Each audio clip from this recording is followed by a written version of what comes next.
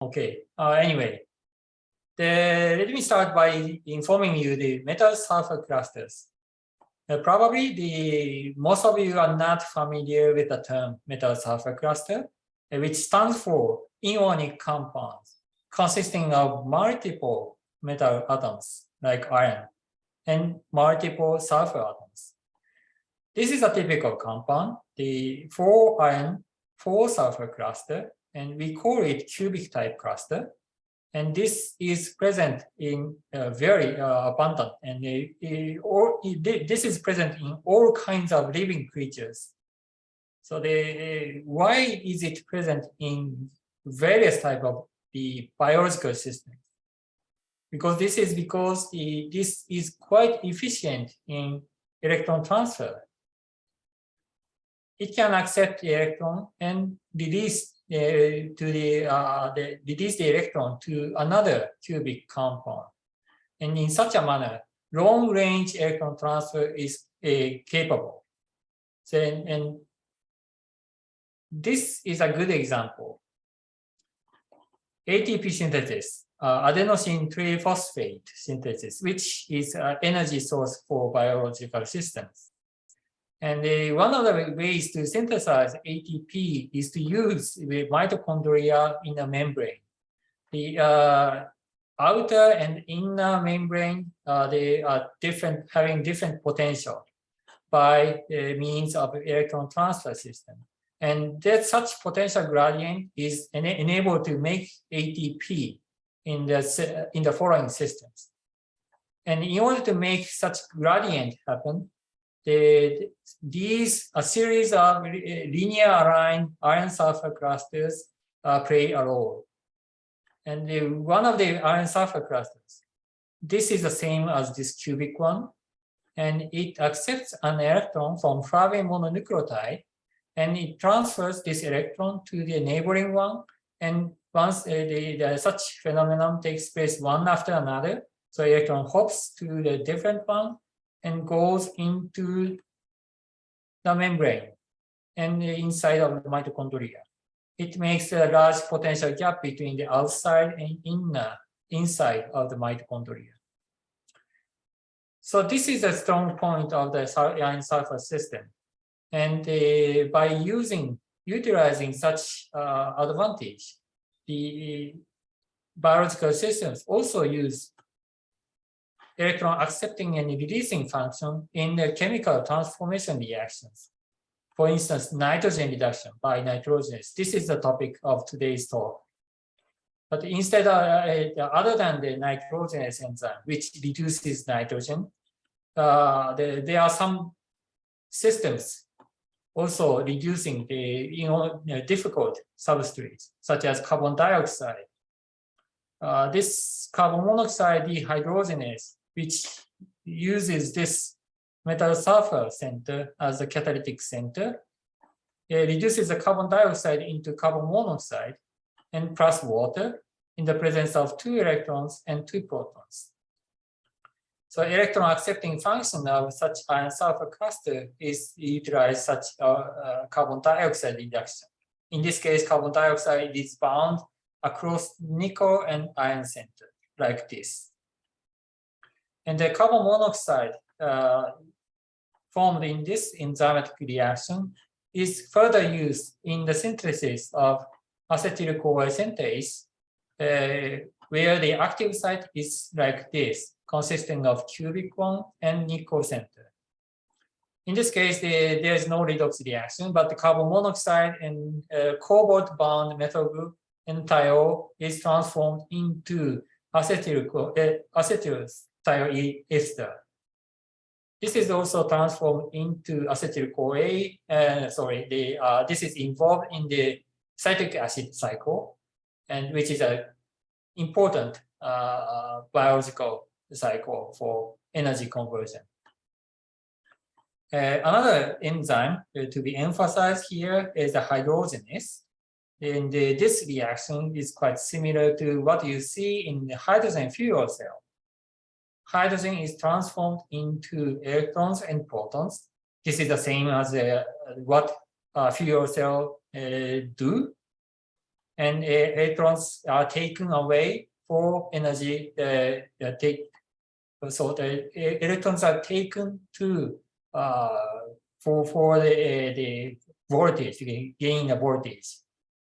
And such iron nickel one is favorable for going to the right side, and iron only one is favorable for going to the left side.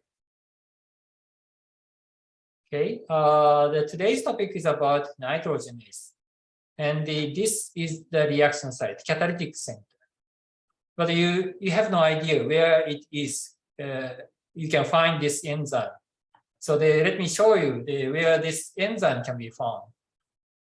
This is a leguminous plant, and when you dig around this leguminous plant, you find root, and around the root you find out brown ball called root nodule, and inside of the brown root nodule you find out various bacteria, and the very small part of bacteria you find out this protein, and in a very small part of protein you find out the iron sulfur compound, one of which is the active site like this.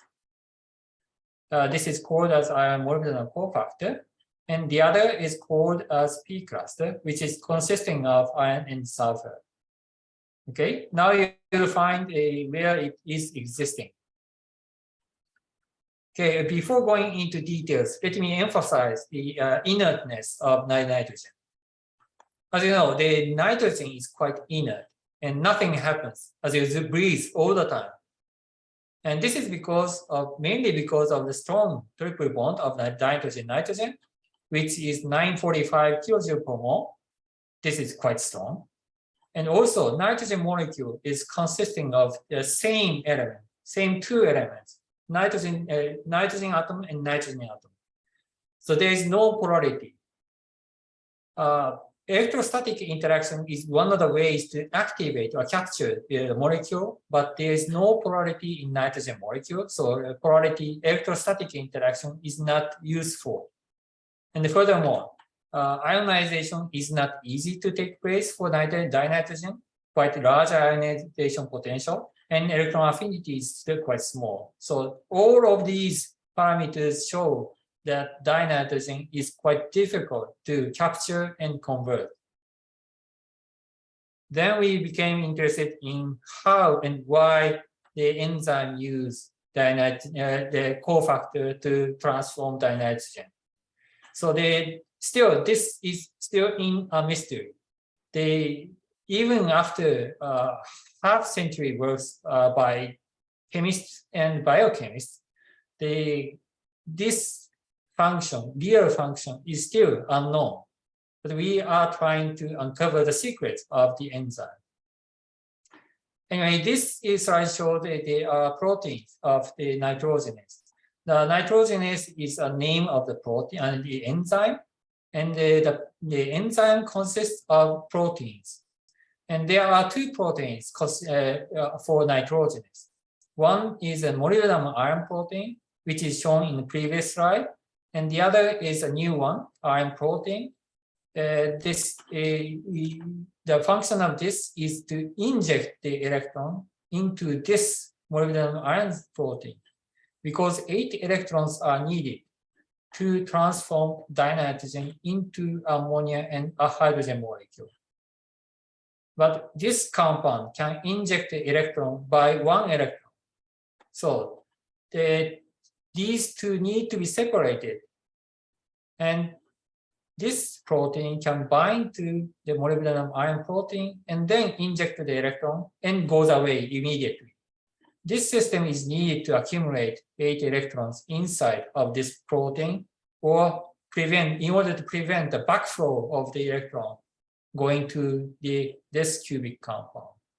So the cubic compound located at this site gives electron to the P cluster located in the middle, and P cluster donates electron to this cofactor, which is buried deeply inside of the protein matrix. And then nitrogen comes in, and nitrogen is reduced somehow into ammonia. So this is how the enzyme works. So the biochemists know this overall picture, but the detail atomic level picture of this function is unknown. Let me show you my previous study. We try to mimic the structures of this P cluster and cofactor of the enzyme. And we have been successful to some extent. For example, this is almost identical to P cluster. And this compound also reproduces a function of P cluster. And this compound looks quite similar to the cofactor, but this does not catalyze the dinitrogen reaction. None of these catalyze the dinitrogen reaction. Well, of course, we can address the reason why, but this discussion is not so much constructive. So the more important discussion would be how to make this reaction happen by such biomimetic compound. So my slide has stuck.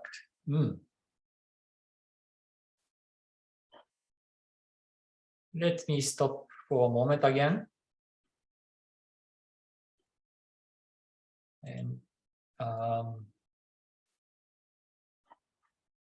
I'm sorry for inconvenience. I don't know why this happens. Okay. Already you can hear me and you can see this slide. And let me show you the effort made by biochemists. Of course, we are not the only scientists working on uncovering secrets of this enzyme. The biochemists have been trying to see what is going on with this cofactor. And what the biochemists found like these, the representative examples are shown here. Both examples, these are the structure determination by protein crystallographic analysis. So these are the structures determined by proteins. And both of these show the replacement of one of the sulfur atoms in the middle of this cofactor. One of the sulfur atoms is removed, and instead, carbon monoxide is bound here, or NaH is bound here. The author, Oliver, says this is NaH, but this does not make sense. This is probably OH, hydroxide. But anyway, something replaces one of the sulfur atoms in the middle. And carbon monoxide has the same electron count as the dinitrogen. So the carbon monoxide binding mode shows some insight into dinitrogen binding. And more recently, the Yiling-Hu and Marcus Libby in the California, Irvine, reported another new crystallographic structure of protein. And they proposed dinitrogen possibly located beside this cofactor, although the data quality is not so much high, so that they are not able to assign this as dinitrogen molecule. But anyway, the diatomic fragment is present somewhere around this cofactor instead of this sulfur atom. So the dinitrogen may bind to one or two of these ion centers. This is how the cofactor may work to accommodate dinitrogen. Okay, so let me show you the experimental results. The previous slide showed the biochemical studies, and from this slide, I can show you the experimental studies. Fortunately, this compound, iron cofactor, can be extracted from the protein without degradation into organic solvents like NMF and DMF. But once you extract from the protein scaffold, this is no longer reducing dinitrogen, unfortunately. So you may wonder that the protein is doing a good job for facilitating dinitrogen reduction somehow, but we are chemists. And protein is also a kind of chemical substance. So we have to be able to explain how protein is doing good job by chemical terms. So we have to be able to explain how somehow why protein is good for doing dinitrogen reduction, why this is not working dinitrogen reduction. This is another the example, the first reported example of synthetic chemists like us, the synthetic example of metal-sulfur compound with a dinitrogen binding. So this is the first reported example, but only 15 years ago. Late Professor Mizobe reported this compound, but unfortunately this dinitrogen is only weakly binding, so the conversion of this dinitrogen has not been successful. More recently, the Dan Suez at MIT reported another example of dinitrogen binding metal-sulfur compound, which shows the bridging dinitrogen between two of molybdenum iron sulfur cluster. But unfortunately, this compound shows only binding mode, not conversion. So dinitrogen binding was successful, but dinitrogen conversion has not been successful yet. So we began to wonder that this is a summary, a short summary of the experimental results. So the FeMo-co can be, FeMo-co, this is one. FeMo-co can be extracted from the protein without degradation, but it cannot reduce dinitrogen. And synthetic compound, as you saw here, they are not able to reduce dinitrogen either. So we can make questions why such reaction does not take place, although this compound in the protein scaffold can reduce dinitrogen efficiently. So this question remains elusive for a half century. And we have to make an answer for that question. And I try to make some proposals or conditions to make this, make a good answer to this question. And one of the conditions should be to prevent, just prevent the aggregation of metal-sulfur compound. Probably you have experienced in a high school chemistry experiment that bubbling hydrogen sulfide gas into aqueous solution containing ion ions, ion 2 plus or ion 3 plus, bubbling H2S into it, you find out black precipitate of iron sulfide. It indicates the formation of iron sulfur bonds, and multiple iron sulfur bonds easily formed. And this is a point of my topic here, okay? But in order to capture dinitrogen, you have to open the metallic site. This is iron, for example. So you have to open the iron site, and dinitrogen need to bind, but dinitrogen binding is very weak, as I address later on. So the weak dinitrogen can be easily kicked out by a sulfur atom of a different molecule because iron sulfur bond is quite strong.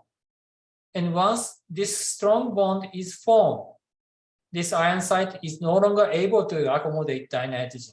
So no open site for dinitrogen is here. So we have to avoid such aggregation. This is dimerization, but just occupying the open iron site by sulfur atom should be avoided. And one may think about using multiple iron atoms, like the enzymes, to facilitate dinitrogen activation, but this is not the case for metal-sulfur compound. You can understand this because by looking at the geometry. This is a typical tetrahedral geometry, and the potential reaction site is extending outside of the cubic core. So by opening multiple metallic sites, unfortunately, these two cannot cooperate together, but instead facilitate such aggregation. So this is not good for capturing dinitrogen with metal-sulfur compound. And the third condition is quite simple. So we are trying to reduce dinitrogen. So the compound should be stable under reducing conditions. By taking these three conditions together, this is our design. So we took this cubic compound as a candidate for platform because the cubic compound is robust in the metal-sulfur system.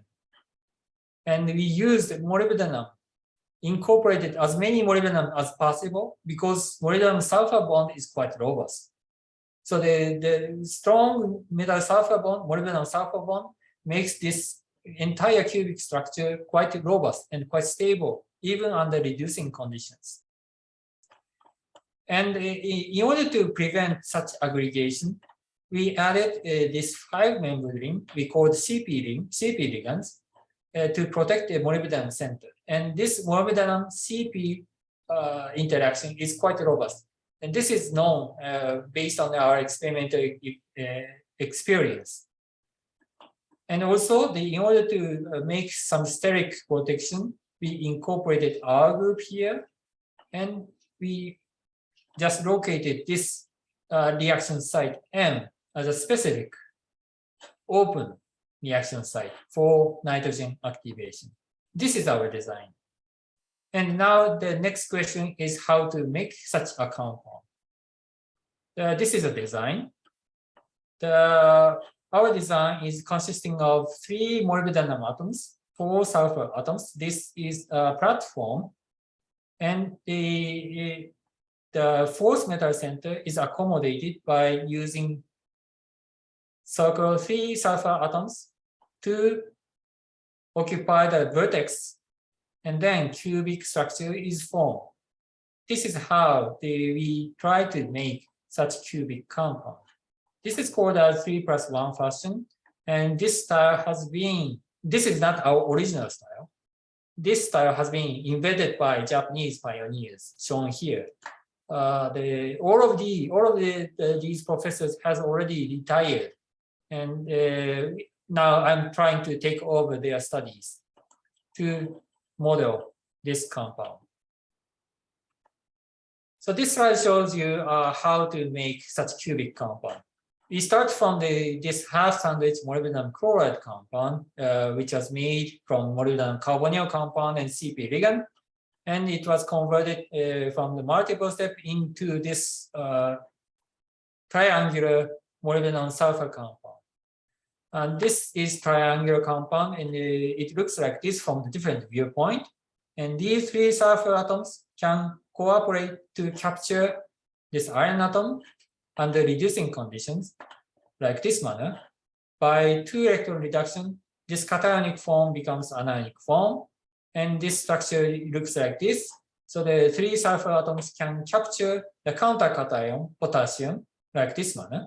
So instead of potassium, these sulfur atoms can capture iron atoms or other transition metals. So based on this idea, we are able to make a series of cubic compound incorporating from titanium to nickel, the early to late transition metals. And we are able to determine all of the structures. And by looking at the structures, we find out that the metal to halide ratio gradually changes from 1 to 2 ratio to 1 to 1.5 ratio by dividing by 2, and 1 to 1 ratio from early to late transition metals. This indicates a large ionic radius of early transition metals rather than late transition metals, and a tendency of early transition metals to tolerate higher oxidation states. These late transition metals tolerate only divalent or single valent or maximum trivalent, but titanium prefers the 4+ state. Okay, by taking this one of these cubic compounds, so the first compound we obtained was this compound, and among these compounds, this compound appeared as the best isolated yield. So for the synthetic reason, we took this compound as a starting point, and we tried to capture dinitrogen with this metal sulfur compound. This is a reducing agent, potassium graphite, which is made from potassium metal and graphite in the ratio of carbon 8 and potassium 1. So this is equivalent to metallic potassium. It can take up chloride to form KCl. So this is a reducing agent. And 2 equivalents of KCl, KC8 takes up 2 chlorides, to become KCl, and then titanium oxide becomes open, and nitrogen bind to titanium center. This is how this reaction takes place. And 2 more potassium binds to this dimerized form, and the resultant compound is the dinitrogen bridged 2 cubic compound. There is a linear titanium nitrogen titanium moiety here. 2 potassiums are sticking around this 2 cubic compound. But anyway, in principle, this compound is consisting of 2 cubes bridged by a dinitrogen moiety. Interestingly, this nitrogen stretching frequency is quite low, 1240 wave numbers, and this is in between the double bond of azobenzene, 1442, and single bond of hydrogen. So this is showing the very strong activation of dinitrogen, because dinitrogen has triple bond between 2 nitrogen atoms, but it shows the character of between double bond and single bond. So the nitrogen-nitrogen bond is quite weakened.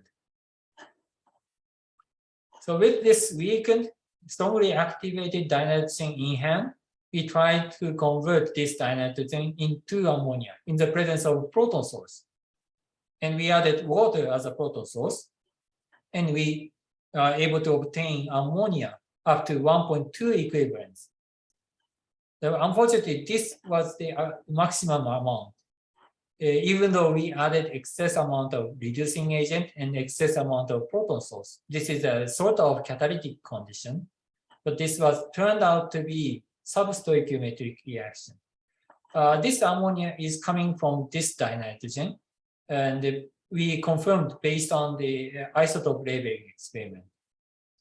But unfortunately, this reaction still remains as substoichiometric reaction because titanium nitrogen bond is too strong to break. So once we break titanium nitrogen bond, this not only breaks this bond, but also breaks the entire structure. So fall apart. This is a problem for this system. Now, let me say again the problem with this titanium system. This system is not catalytically active because titanium nitrogen bond is too strong. And the undergraduate student may learn about the HSAB rule, hard, soft, and acid and base. And that rule shows the affinity between the elements. The nitrogen is a sort of hard element, and titanium, vanadium, chromium, or the early transition metals showing up in the left side of periodic table are also termed as hard metals. So the hard elements are having strong interactions. That's why titanium nitrogen shows strong bonds. But moving toward the right side of the periodic table, you find out soft transition metals like iron and nickel and cobalt. So the soft transition metals like iron shows weaker metal-nitrogen bond. That means you can break iron-nitrogen bond easily, but of course there is a drawback. You cannot easily capture dinitrogen. So this is a drawback.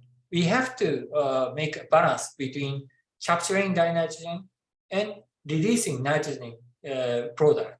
So the energy level should be comparable. That's the requirement for catalytic turnovers. Anyway, by considering that, let me go into details about the orbital interaction to explain this phenomenon.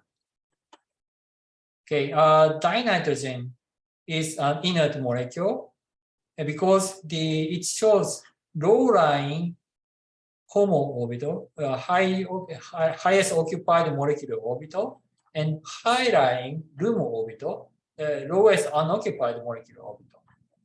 And HOMO looks like this. This orbital stores 2 electrons. So this is why these 2 fragments shows 2 electrons, and it serves as a sigma donor like ammonia, lone pair of ammonia. So 2 electrons are stored in this orbital. So it can give electrons to the empty d orbitals. D orbital is a representative orbital for the transition metals like these. So the empty d orbital accepts the Lewis acid can accept Lewis base. So this is a coordination bond. And there is another bond interaction, pi back donation. This employs a LUMO orbital, which is empty. And of course, the counterpart should be filled orbital, d orbital. And one of the d orbitals shows this overlapping, which is good for electron interaction. So the electron density, or part of electron density in this orbital goes into the empty LUMO orbital. This is a kind of pi or interaction, and this accepts the electron. This is why we say the pi acceptor. And the pi back donation. This is donation. This is back donation. So the electron density, part of the electron density goes into the LUMO orbital of dinitrogen. So both of these interactions are needed to, in order to stabilize metal dinitrogen interaction. And also from this picture, you can understand why dinitrogen sticks on the metal center, not side-on manner. Okay. This is showing the orbital diagram. This is not quite correct, but just let me show you how the d orbital of transition metal interact with the dinitrogen molecular orbitals. So the d orbitals are not so much close to the HOMO orbital. There is a very large energy gap between the HOMO orbital of dinitrogen in d orbital. So this is why this orbital interaction is not sufficient. And also, the d orbital and LUMO orbital is far away. The energy gap is very large. So this interaction is not sufficient either. So they by taking both together, even by taking together, the dinitrogen binding is not strong. This is explaining why dinitrogen is inner, why nitrogen binding is weak. Okay. Now let me talk about titanium and iron. Titanium shows a high-lying d orbital, and you can explain this high-lying d orbital by the term of effective nuclear charge. By these elements use the same 3d orbital, the same d orbital. And by going from the left side to the right side in the periodic table, the d orbital level gets lower because the atomic nuclear charge increases by going to the right side. And also by going to the right side, the orbital size also decreases because the electrostatic interaction makes the orbital smaller. So the orbital level and orbital size are getting lower and getting smaller by moving toward the right side of the periodic table. Okay, with the titanium center, this is a high-lying d orbital, and the energy gap is smaller between the LUMO orbital. And this pi-type interaction gets sufficient efficiently. Electron density goes into the LUMO orbital to make this pi-strong interaction, but the energy gap between the HOMO orbital and titanium d orbital gets larger. But instead, you can think about electrostatic interaction between hard elements and hard elements. Nitrogen has a localized N2 electron as a sigma donor, and this is pure Lewis acid. So the Lewis acid pair electrostatic interaction is one of the favorable interactions. So without considering orbital interaction, you can make electrostatic interaction. So this is okay, and this is also okay. This is why strong titanium nitrogen bond is formed. Okay, let's move on to the iron. Iron shows a low line d orbital, and large energy gap between LUMO orbital is can be seen here. So the pi back donation is not efficient, apparently. And electrostatic interaction is not so much efficient either. So instead, we can compensate the interaction by orbital interaction. But orbital interaction only is not so much sufficient because this pi style interaction is almost absent. So this results in weak iron nitrogen bond. Now we understand why titanium shows strong titanium nitrogen bond and why iron nitrogen bond is not easy to form.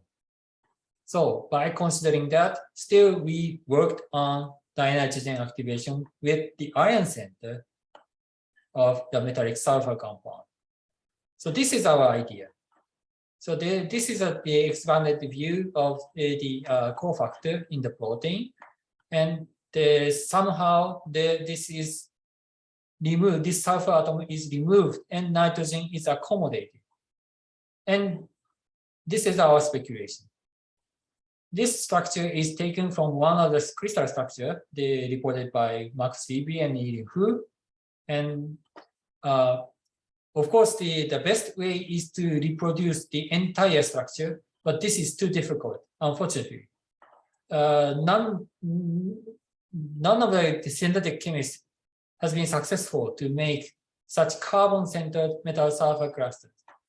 So we have not been able to make such carbon-centered the metal-sulfur compound. So we just try not to reproduce entire structure, but focus on only the left side of this structure. This is a speculated intermediate dinitrogen bound form. And by looking at the left side of the structure, you can see the cubic compound. So let's try to mimic such cubic structure like this manner. This is what we thought about. So we know this is a bold simplification. We are just looking at only the left side of this possible intermediate. But we are trying to answer these important questions. How does nitrogen bind to this cofactor? Our answer is like this. The nitrogen stick on the iron center of the half of the metal sulfur compound. And another iron center here may interact to activate dinitrogen further. And why protein is needed? In order to prevent dimerization, in order to prevent aggregation of such metal sulfur compound. This compound cofactor is buried deeply inside the protein matrix. So this compound cannot interact any of metal sulfur compound because this is surrounded by protein matrix. So like this manner, instead of using protein, we use organic fragments. This 5-membered ring, we say ligand, CP ligands. So this is a kind of mimic of protein scaffold. And then we tried to make this compound, and we did it. We took this cubic compound with chloride and iron and removed this chloride under reducing conditions by using strong reducing agent. This is potassium graphite, which you saw in the previous slide.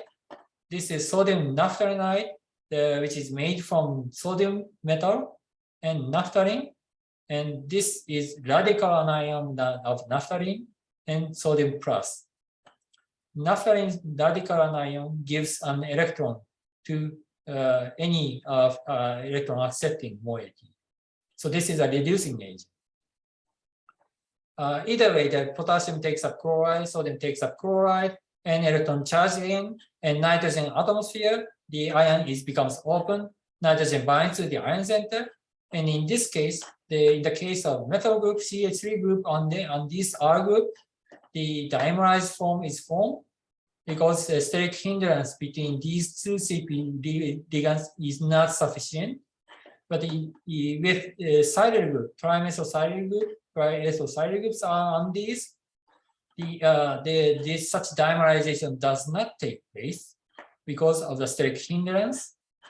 So instead, we are able to get such monomeric form. This is important compound because we are trying to convert dinitrogen, not only to capture dinitrogen, but also we are trying to convert dinitrogen. And in order to convert dinitrogen, we have to add some nucleophile somehow, electrophile somehow onto nitrogen atoms. But in this linear dimerized form, both dinitrogen atoms are capped by iron atoms. So we have to break one of these bonds in order to make nitrogen something. So this is the difficulty in this dimerized system. And this is why we prefer this monomer system, because it has open nitrogen atom. It is exposed to the outside, so we can play with this. Protonation, cellulation, anything. Anyway, these compounds were characterized by spectroscopic studies and crystallographic studies. And fortunately, these compounds turned out to be diamagnetic. So the NMR spectrum was useful for characterization.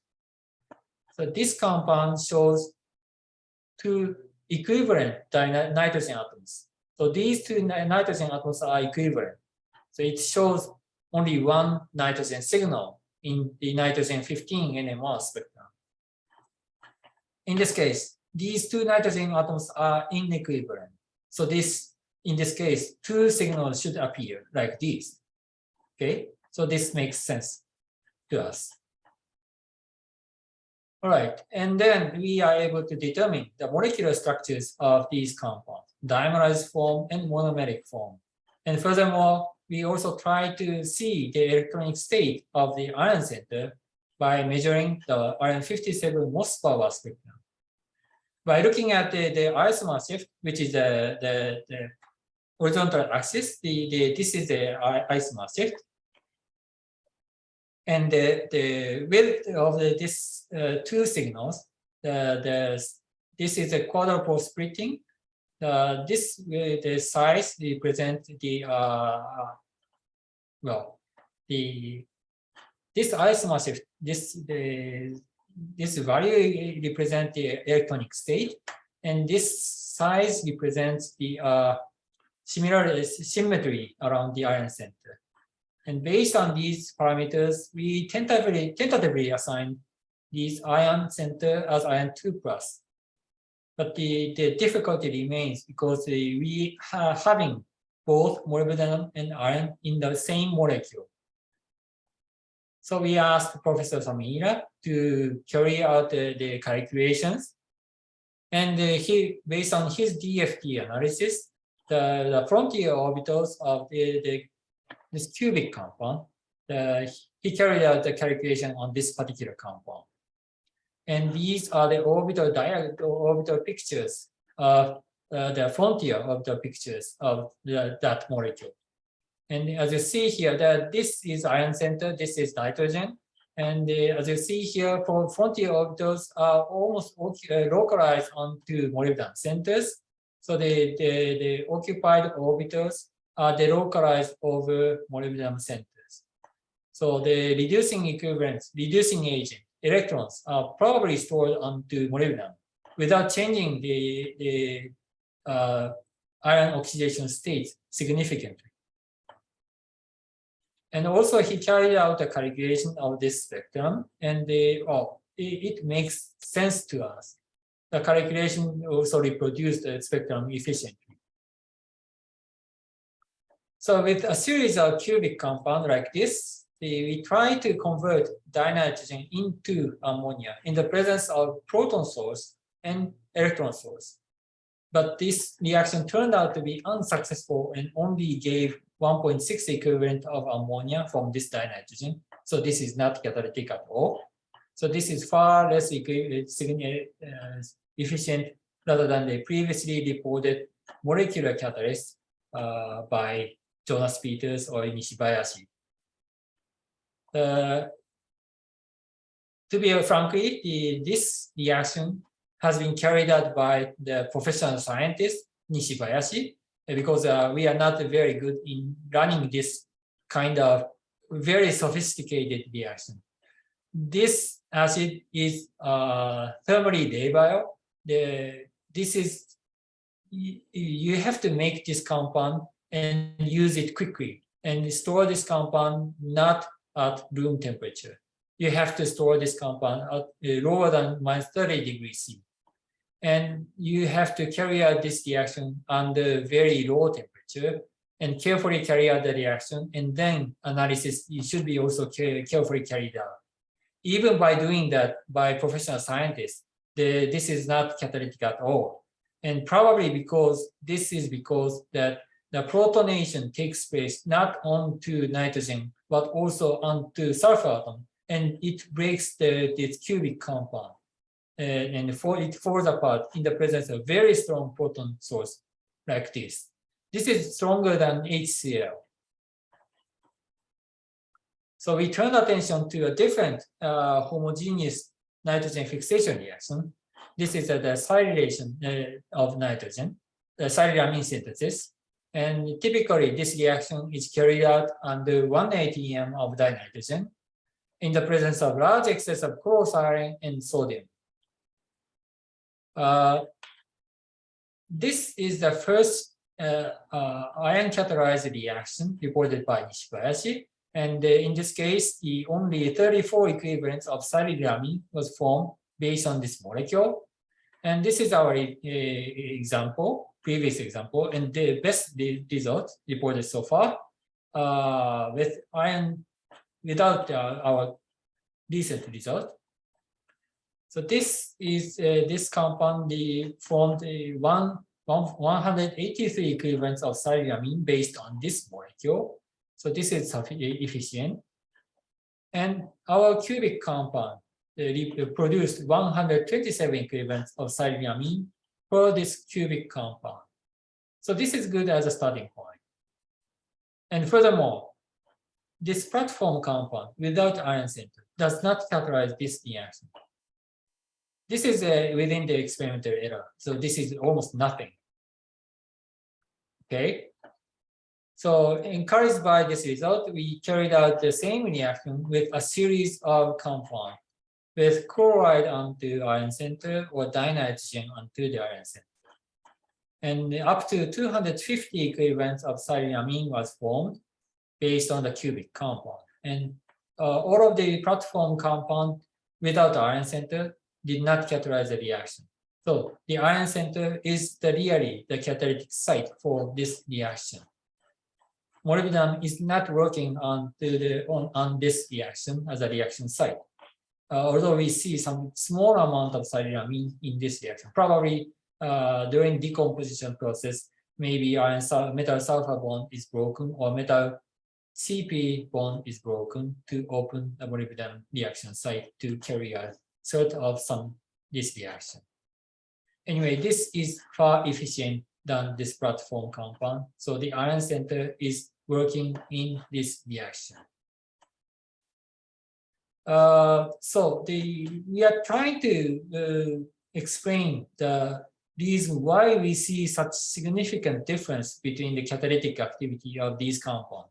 We just changed this unit, methyl group to trimethylsilyl group and triacylsilyl group, but significant change can be seen here. You can explain this phenomenon by electronic property of this compound, but this is not the case. And the redox properties of this compound is shown here. In the case of metal group here, CH3 group here, the redox potential of this value was obtained. But by changing methyl group into trimethylsilyl group, only 20 millivolt difference was found. This is very small. And by moving from trimethylsilyl group to triacylsilyl group, only 50 millivolts was changed. So this is not significant to dramatically change the catalytic activity. So we do not reason this difference to the electronic property of the ligand, but we reason to the steric reason for changing such phenomenon. And one of the reasons would be like this. This slide shows the structures of the cubic compound and highlighting the CP ligands, 5-membered ring, in the space filling models. And as you see here, these silyl groups are selectively located beside the ion center in order to minimize the steric repulsion. And in this case, the CP star, pentamethyl CP system, this ion site is more exposed, open, and then it can accept a sulfur atom from the different cubic compound. And this is evident from this reaction. By taking out this chloride without nitrogen, it can form a dimer like this by occupying this open ion site with one of the sulfur atoms of a different molecule. Even though this isolated yield is quite low, but it demonstrates that this ion site can be occupied by a different cubic compound. And then once this is occupied, nitrogen cannot come in. So this is quenched. So this is no longer reactive. Such a quenching process cannot happen with these two systems because this silyl group blocks the approach of sulfur atom of the another cubic compound. So this is why ion atoms survives and extend the lifetime of the catalytic reaction. Okay, there is another reason for to explain the catalytic activity based on the steric influence. That is the accessibility of the active reactive species toward the reaction site. So we think the silyl radical, trimethyl silyl radical, is formed during the reaction by one electron reduction of chlorosilane by sodium. This is known as a Wurtz type reaction for making polysilane. So this makes sense for making silyl radical. And this orange line represents the size of the reactive species. And this is looking from the different viewpoint.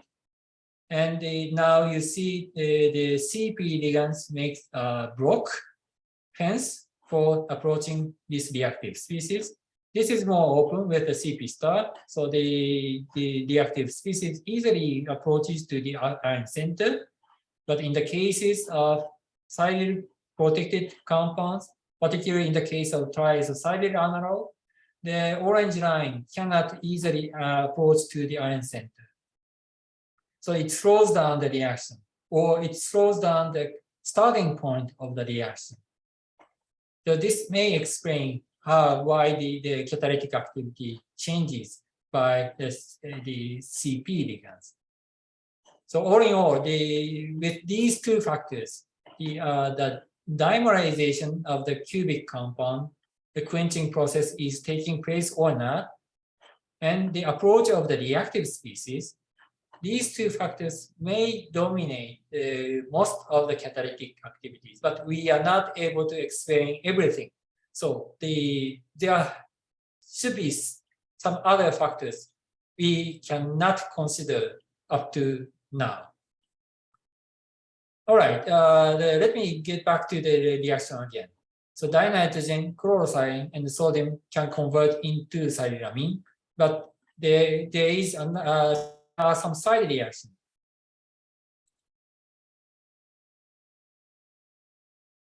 Write your question in the chat. Okay, I'm waiting for questions. Right. So this reaction has also the side reaction. This is an expected reaction to form silylamine, but there are another reactions. And as I said, the reactive species is silyl radical, which is generated by taking up chloride by sodium metal to become sodium chloride, and silyl radical is formed. And preferable reaction is to form nitrogen silicon bond by attaching this electrophilic silicon radical touches to the nitrogen center like this. And once this compound is formed, the following steps are downhill, and eventually this silylamine is formed. the second reaction is dimerization of a radical, which is a typical radical quenching reaction. And the resultant compound should be disilane with a silicon-silicon bond. And another possibility is the reaction with a solvent, THF, because the silicon likes oxygen very much, and strong silicon oxygen may form. So the silicon, electrophilic silicon, prefers to go to the lone pair of oxygen atom because the electron-rich compound, electron-rich element. So the silicon-oxygen bond is formed. The strong silicon-oxygen bond is formed, and then one of three bonds should be broken, and the weak one is carbon-oxygen bond.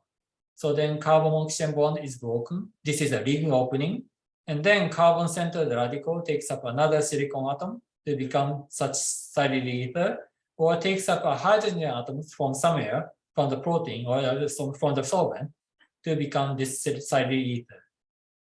So this is how these four compounds are formed, and you understand why these four compounds are formed. And this slide shows the time profile of the silicon-containing products. And unfortunately, this ring-open silane ether, which is generated from THF and two of silicon radical, represent a major product. And this occupies nearly less than half of the silicon atom used for the catalytic reaction. Our expected silylamine is the second major product. And the different silane ether or disilane represent the minor products in this reaction system. Okay, let me show you the catalytic cycle of this our reaction.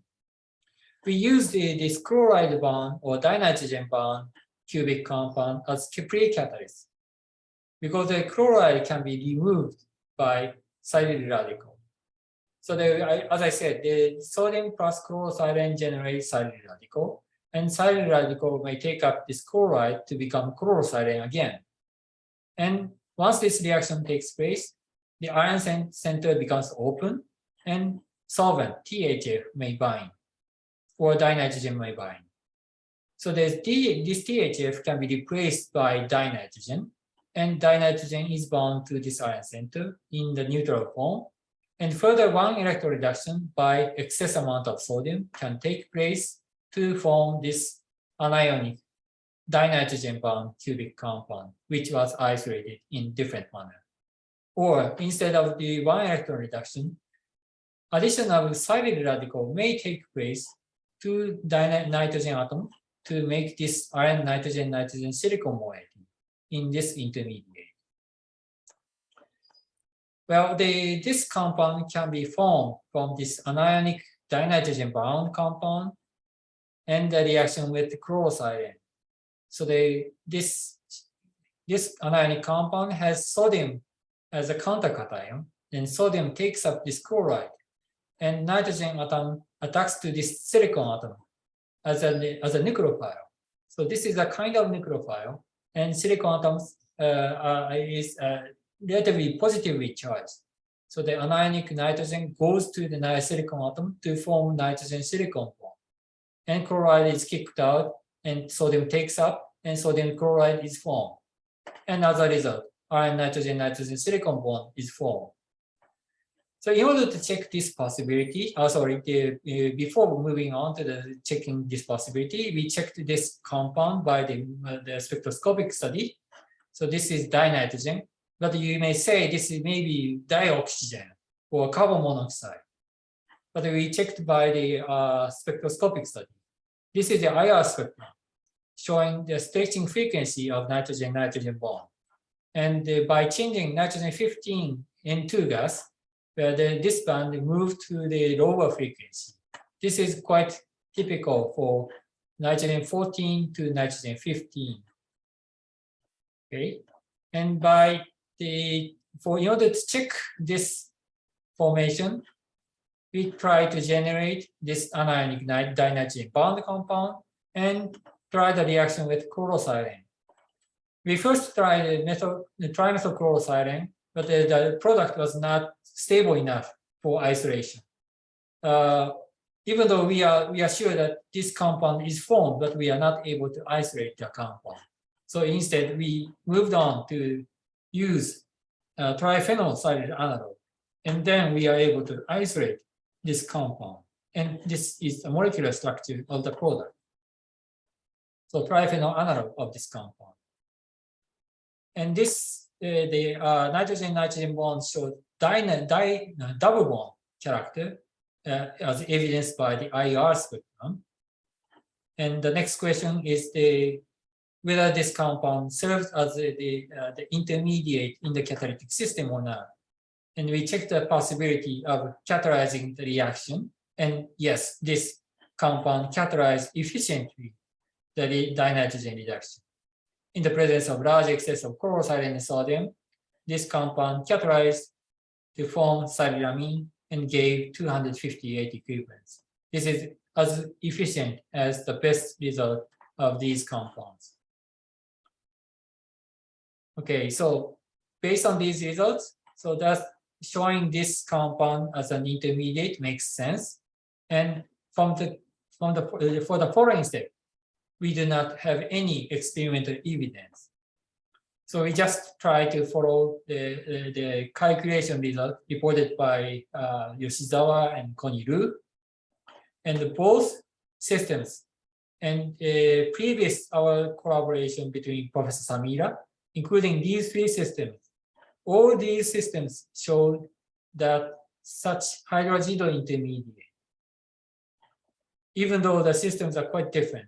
This system employs molybdenum, this system uses cobalt, and our Samira Ohki system uses molybdenum iron system, but all systems show this kind of intermediate. So we propose this intermediate also in the case of our cubic compound. And once this intermediate is formed, further 1 electron reduction by sodium takes up this unit as a hydrazidosol. And once this is formed, the following steps are downhill. And in the presence of chlorosilane and sodium, the 2 equivalents of silylamine is easily formed based on the calculations. And once you take this unit out from the cubic compound, you can generate a reaction site again, open ion site. And then you can complete the catalytic cycle. And also the question remains for us to how these compounds are formed or whether this compound is formed or not. And in order to check this possibility, we tried the CO trapping experiment because the dinitrogen bound intermediate has not been able to be isolated. So we instead use carbon monoxide to trap. And it was the case. The only 11% I said yield was only 11% yield was obtained from the catalytic reaction mixture, but it makes sense to us because this intermediate or this intermediate goes forward or moves backward and goes back to the pre-catalyst by reacting with chlorosilane easily or moving toward to the different intermediate. So the total of 11%, including these two compounds, should be reasonable. And we made this compound in an independent manner. So we characterized based on the spectroscopic analysis and crystallographic analysis. So we are sure that these compounds were trapped by carbon monoxide to form this compound. Okay, this is overall catalytic reaction. We are sure that these compounds are formed, and because the carbon monoxide replaces the ion center, and we are sure this compound because we isolated. We are sure of this process because we did demonstrate it. And we are not sure, but the previous theoretical analysis demonstrated this intermediate so that this unit can be taken away by sodium and complete the catalytic cycle. We are not sure this reaction takes place or not, but we cannot exclude this possibility. We cannot ignore this. Okay, we are not also able to ignore the quenching process because only this process is taking place. We can run the catalytic reaction forever, but the reality is not the case. So the quenching process somehow happens, and we think this is representing the quenching process. This is the adduct of ring open THF adduct, product, and the carbon center radical finally binds to the ion center like this. How this carbon center radical is formed? This is formed by silicon radical addition to the oxygen center and leading to the ring opening to generate carbon center radical. And this may bind to the ion center, or this carbon center radical electrophile may go to the oxygen atom of another THF to lead to the another ring opening. So this is a kind of polymerization process. And somewhere, somehow eventually this radical is trapped by the open ion site. And this is stable because after the catalytic reaction, we see a series of signals like these. All of these are representing the different number n with this series of compounds, the ring opener THF adduct. Other signals are assigned like siloxy adduct, or we don't know, the oxygen adduct maybe. And this is just decomposed product, or the cubic compound itself shows this compound. So we can explain that this is representing the quenched form. The overall, this is a catalytic cycle. This is a major quenching process, and the overall catalytic reaction can be explained by this slide. All right, this is a final summary of this talk. Fortunately, we can finish the talk within 60 minutes. So our hypothesis is like this.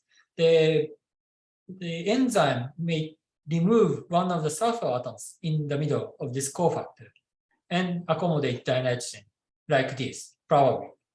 And we try in this study, we try to mimic only the right side of this intermediate, because the reproducing entire structure is quite difficult. So this is our future work. And in this work, we focus on these three issues. One is to prevent the aggregation of the metal-sulfur compound, which is happening like the bubbling hydrogen sulfide into aqueous solution of iron. So the iron sulfide is easily formed, the black precipitate. Such phenomena should be avoided in order to accommodate dinitrogen, which is a weak binding molecule, rather than sulfur atom, which forms strong bond between iron atoms. So this is most important issue to be considered. And also we consider selective reaction site formation, and also under reducing conditions, this compound should be resistant under reducing conditions. That should be important. Okay, we are trying to study on metal-sulfur clusters, not only metal-sulfur, but also other cluster compounds, but we focusing on metal-sulfur clusters. And we think the metal-sulfur clusters have infinite possibilities. Today I talked about nitrogen fixation, but we are also doing carbon fixation reactions, conversion of carbon dioxide into fuels directly. And this is, we can realize this carbon fixation process by using such metal-sulfur compounds as catalysts. We can convert the carbon dioxide into fuels. And also we are trying to collaborate with the biochemists to develop some biochemical tools. I don't have time to talk about these two issues, but I'd like to emphasize that metal-sulfur clusters have infinite possibilities to uncover the mystery of enzymes, energy conversion for carbon fixation, biosynthesis of metal-sulfur compounds, and we can address origin of life eventually. So finally, I'd like to thank the people in this study. The yellow highlighted people are now the current project people, and I have a bunch of collaborators, including Professor Samira at at the University of Colombo. And I'd like to show you our group picture, because our group has launched only 1.5 years ago. So our group started in 2021. Fortunately, our group becomes larger, and many of students joined into our group. Our group is not yet so much international, but only the Indian postdoc came to join our group, fortunately. And I hope you may consider visiting Japan or joining Japanese chemistry groups like ours. I may have time to show some videos. So this is our campus, and this is our building.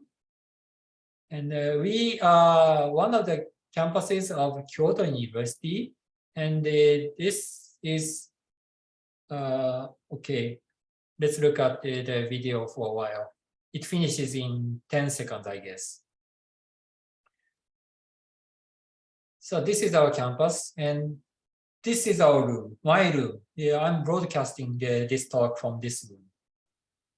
And also, let me show you the introducing video, particularly for students. This video was made to interact with international students. Everybody is very motivated, and people here have very high skill. I think it's a great place to study. My first impression would be very international and diverse. We discussed some tricky questions, not only like students and professors, also like colleagues. I think that's very important for students to develop their academic confidence and instincts. The special thing about them is, like, they want to try something really new. They want to travel on a path which nobody has gone and to find something out of the box.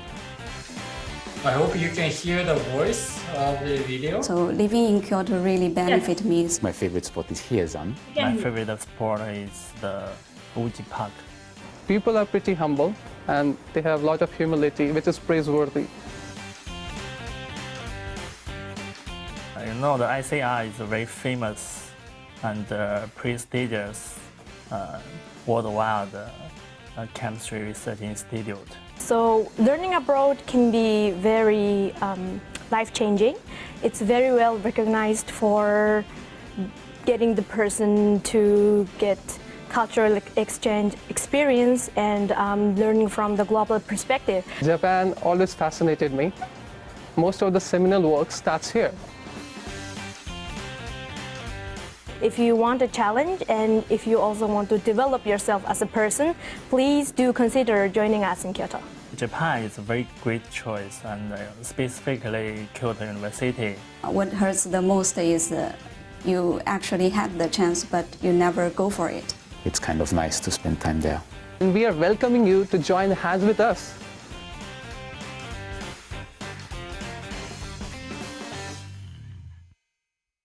Okay, thank you for watching this. And finally, thank you for your kind attention to this talk. And I'm happy to have any question from you students. Thank you. Thank you, Professor Ohki. Thank you for inviting me. Thank you for that excellent speech and presentation. And I think it's really, really important. And you give a very important message to our researchers, especially for young researchers, because I think it's really nice that how you explained, the existing knowledge, how you have used this existing knowledge in a systematic manner to, design your, desired molecule. It's very fantastic. And it's really nice, and all good knowledge, all chemistry, good chemistry knowledge, everything is involved in your speech. I think our students, it's very, very benefited for our students, and it's really nice, and thank you very much. So we will open the session for the Q&A for the questions, and please, if you can unmute your microphone and ask questions from Professor Ohki. And Professor Ohki, I do have a question. When you were talking about this conversion of nitrogen into ammonia using those cubic molecules, if you go look at that one, So you said you have used, yes, this one, you know, when you are converting, then have you, I mean, this H plus source, how strong it is compared to other acid, like, you know, like strong acid, like maybe HCl? Have you used it? Have you just kind of, you know, used any other acid source, H plus source, other than your this particular H plus source for this particular reaction? Okay, frankly, I asked the Professor Nishibayashi group to carry out this reaction. We did not do this reaction by ourselves. And what they used was, first choice was this compound. This is known as a very strong acid. Stronger than HCl itself. Oh, yes, so okay. And they, of course, they tried different sources, terrific acid, for instance, or alkyl ammonium salts, and I cannot remember other kinds, but this is a typical proton source for ion catalyzed ammonia synthesis. So this was the first choice. But and the best result, 1.6 equivalent, was obtained from this particular acid and particular this reducing agent. Right. So this was unsuccessful result. Okay, good. Yes. Okay, I think I can see people are there. I mean, I think Professor Teshini, I can see you. Is it? Are you there, Teshini? Maybe. Yes, madam. I'm here. I'm actually, just after the lab session, but I think, Professor Ohki, it was a wonderful talk. And I think I would, agree with what Professor Rohini said, that, you put it all together in such a nice way. I teach bioinorganic chemistry here at the University of Sri Lanka, and I've asked some of my students to log in, and I'm really glad they did that, because, you put everything very nicely together. Yes. And I think we are really lucky to have had the chance to listen to you. Yeah. Okay, thanks. Yes, I do agree with you, Teshini. Yes, Professor Ohki. And do you have any questions, Teshini? Or no, maybe not. Yeah, I was just wondering, Professor Ohki, whether so this nitrogen activation was there. I mean, you said that you got the single crystal X-ray diffraction data, I guess, and were they accompanied by the typical shorter iron sulfur distances? Okay, these are the crystallographic structures, the single crystal X-ray structures. Yeah. And the iron nitrogen distances are shown here. I did not address the value, but these... So I was wondering about the iron sulfur distances. Iron sulfur distance. Okay. I cannot remember, but the distance did not change significantly before and after the reaction. Before before removal of chloride, the typical iron sulfur distance is 2.2 or 2.3 angstrom. And after reduction, the structure did not change significantly. This is an advantage of using metal-sulfur platform. The redox does not affect the structure of the cubic compound. So that's why the biological system employs such cubic compounds for electron transfer system. So once the structure changes by the electron accepting, the stability also changes, and the lifetime also decreases. That is not good for long lifetime electron transfer sequence. So the stability of the framework is important for long lifetime. Yes, thank you. Okay. Okay. Yes, I think Professor Nalini is also there. I saw Professor Nalini here. Professor Ohki, it was a wonderful talk, very interesting. Thank you. I'm not a inorganic or organometallic chemist, but I'm a more or less physical materials. I have a specific question on the slide that you are in. Like you have a crown meter there, crown 5. I'm sorry. Okay. What 5? You have a crown ether with a sodium. Crown ether, Yeah. and sodium. Yes, here. So what happens if you replace with a bigger crown and the metal ion, like the calcium? Okay. This combination was used in order to crystallize the compound. If we use potassium, we are able to make this compound, but we are not able to crystallize the compound. So in order to determine the molecular structure, single crystals are needed. And only under the condition of sodium and crown ether, we are able to get single crystals. That was a particular reason, and the only reason why we use sodium naphthalenide and crown ether here. And we use potassium graphite here, not sodium naphthalenide here. Sodium reducing agent also makes this compound, but we are unable to crystallize the compound to determine the molecular structure. So we are not sure how sodium is interacting with the cubic moiety or dinitrogen moiety in this dimeric form. But in the case of potassium, we see from the molecular structure.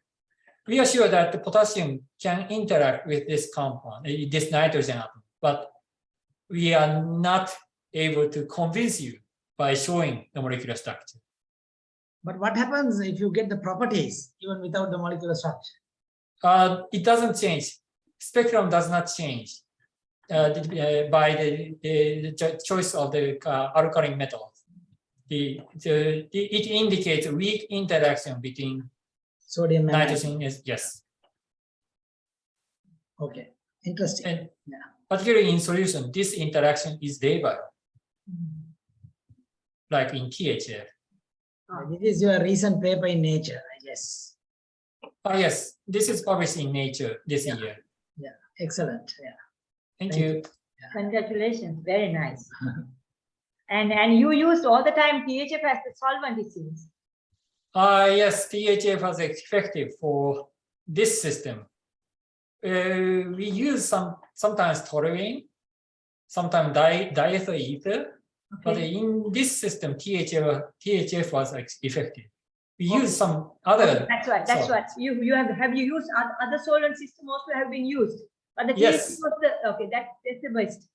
Okay, so you optimized the solvent system as well in that case. Yes. Yes. In that system, yes. Before publication, we worked on this system for 8 years. Oh my goodness! Yes, I know. Yes, and Professor Ohki, like, how did you detect the silicon radicals? Did you have any experimental performances for that particular? I'm sorry, I don't have any experimental evidence to prove the generation of trimethyl sided radical.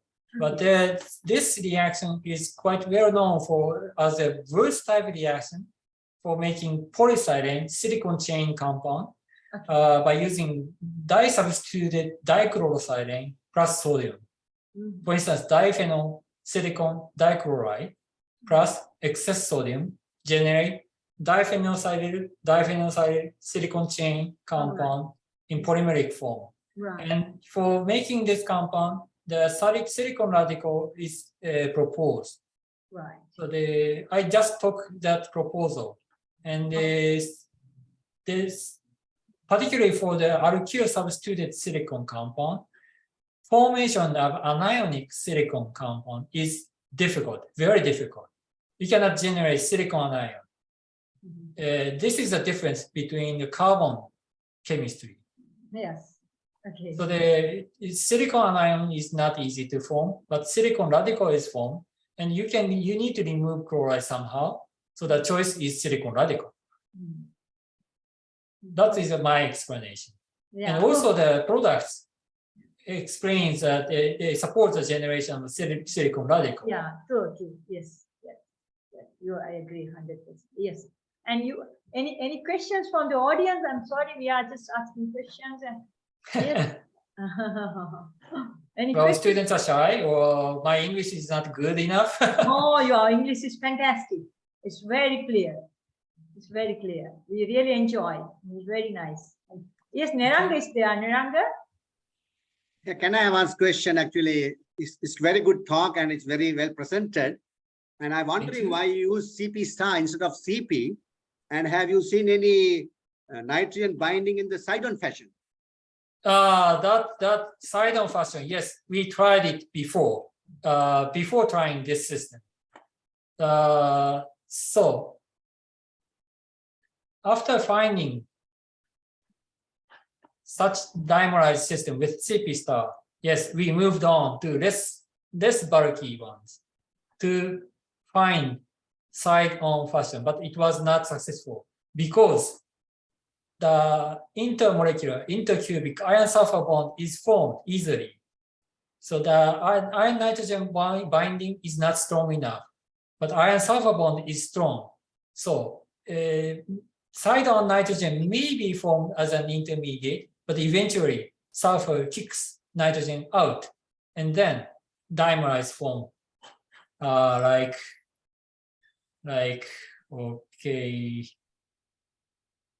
dimerized compound like this is formed. So the less bulky CP, we gave up less bulky CP based on this result and based on less bulky ones.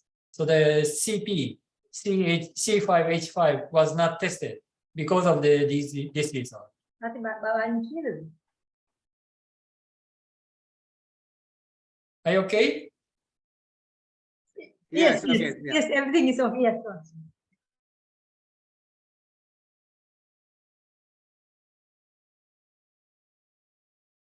Any questions? Fine. I'm waiting for questions from the students. Or not only chemistry question, but also other questions are okay.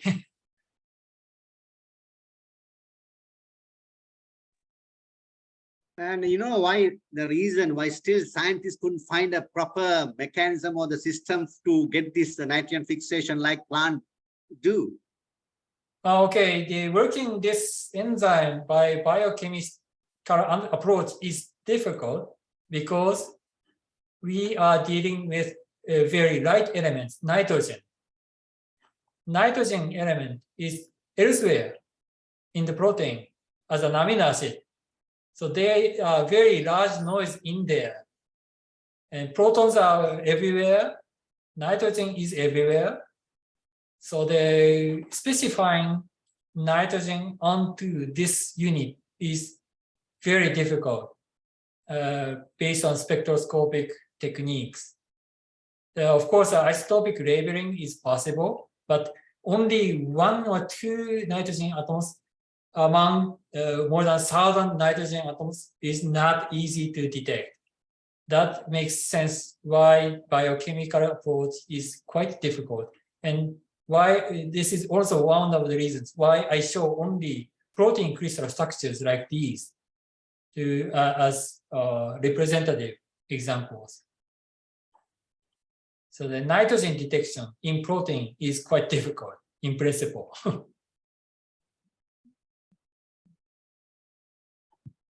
Is that okay to answer that question? Oh, that's fine, yeah. Okay. Okay, any other questions from the audience? Well, it's not a question. It is just, I want to wish the scientist, professor, I hope you'll be able to crack this code, you know, to convert nitrogen to ammonia, because ammonia is such an important ingredient for agriculture, and I think to supply food for the hungry world, you know. So I hope you'll be able to do this in a more facile manner, like what the plants do. Thank you very much for your thank you. Thank you for being interested in this chemistry. Of course, this is, as I said, this is the first step. So this is not the goal. Yeah. We have to move forward. Oh yeah, yeah. And we have 2 targets. One is to find out how this enzyme active site works in a scientific manner. So we have to uncover the secret. And also we are scientists, we are synthetic chemists. So we can move forward. We can go beyond the biology Yeah. So we can design and synthesize more efficient catalysts without protein scaffold. Yeah. Frankly, the enzyme is not very much efficient. Yeah. This is very, the turnover rate is very fast, but the lifetime is very short. Within 2 hours, it decomposes in the biological system. So we can extend the lifetime of the catalytic science center by appropriate molecular design. But before doing that, we have to uncover how this cofactor works. And in order to do that, we have to make such a compound. So this is a big challenge for us. Okay. This is not a question, sorry, but I just said as I wanted to say. Okay, yeah, that's fine. That's fine. Perfect. Okay, I think the time is also passing by, you know. Okay, Professor, okay, thank you very much for thank you. Time, and you know, we are very happy indeed, and for your, you know, to be with us and to your beside your busy schedule and everything. And thank you very much. I think I'll be going to thank Samira for, you know, like introducing you to us and then to organize this one. I think yes. I hope our collaboration make a good link between Sri Lankan and Japanese chemists. Yeah, okay. Yes, I think yes, Professor. Okay, there's one question in the chat box. I will read it. You can read it, sir. Have you tried changing the pressure of nitrogen to improving the productivity? Good question. Yes, good question. Yeah, higher pressure, of course, facilitate the catalytic turnover, I guess. Yes, we did not do that, mainly because of the lack of human resources. Just I moved from Nagoya to Kyoto, and I do not have large number of students. We are carrying out some project in a parallel fashion. This is one of the projects. So they are only one student is in charge now, and I cannot ask this particular student to carry out a highly pressurized system. Yes, this is a good point. We have to carry out a higher pressurized system, but this is not for reproducing the biological system, but for facilitating the catalytic turnover itself. So that's for scientific reasons, we just stick on 1 ATM to emphasize to compare the biological system and ours. So the higher pressure reaction study is one of our future targets. Okay, thank you very much again. Thank you. Professor Ohki, thank you very much, and for that nice explanation. And so it's a time for us to give you the official vote of thanks. I think I now invite Dr. Gayathri Silva to deliver the official, you know, vote of thanks. Yes, Gayathri. Thank you, Professor Rohini. So, hello everyone. Am I audible, madam? Yes, yes, you are. Yes. So, yeah, at the end of today's webinar on the very first step towards mimicking the biological nitrogen fixation, and on behalf of SLAS E2 2022 team, I would like to thank Professor Yasuhiro Ohki for taking time from his busy schedule and accepting our invitation to share your expertise on metalloclusters in catalysis. And so we wish you all the very best to drive your research to the next dimension in this year to unveil more mysteries of these new class of molecular catalysts. And thanks again for honoring us with your presence. And we would like to extend our gratitude to Dr. Samira for introducing our speaker today and Professor Rohini for organizing this fantastic talk. And also SLAS team would like to thank Mr. Janaka Sampath for designing the flyer for this event.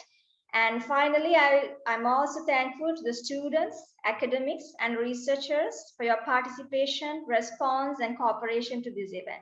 Thank you for such productive discussions, and thank you very much for joining with us. Have a good evening, everyone. Thank you. Thank you very much. Bye-bye, Professor. Bye-bye. Bye-bye. Bye. Thank you for the invitation. Bye. Okay, thank you. Bye.